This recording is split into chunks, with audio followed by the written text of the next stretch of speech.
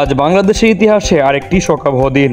ঢাকার উত্তরা এলাকায় অবস্থিত মাইলস্টোন স্কুল অ্যান্ড কলেজে আজ দুপুরে ঘটে গেল এক হৃদয় বিদারক বিমান দুর্ঘটনা।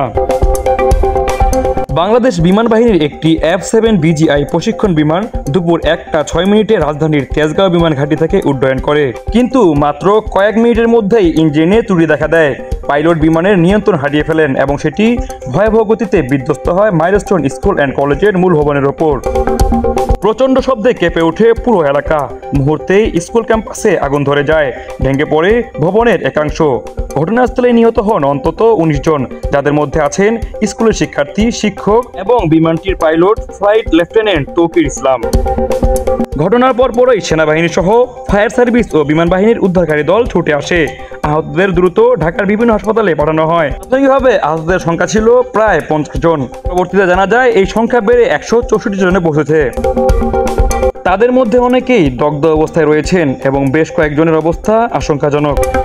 চোখের সামনে সহপাঠীদের দগ্ধ ও ছিন্ন ভিন্ন অবস্থায় পড়ে থাকতে দেখে বাকরুদ্ধ হয়ে পড়ে অন্যান্য শিক্ষার্থীরা।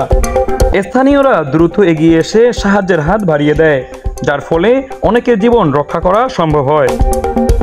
ঘটনার পরপরই শোকবার্তা জানিয়েছেন প্রধান উপদেষ্টা ডক্টর মোহাম্মদ ইউনূস সহ বিভিন্ন রাজনৈতিক দলের নেতাকর্মীরা।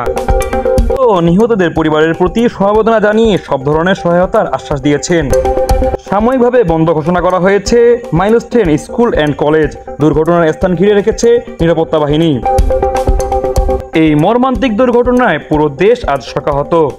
নিহতদের আত্মার মাগফিরাত কামনা করেছে পুরো দেশবাসী এবং আহতদের সুস্থতা কামনা করেছেন সকলেই। তবে এমন দুর্ঘটনার পরেই বিভিন্ন মন্তব্য করেছেন নেটিজেনরা।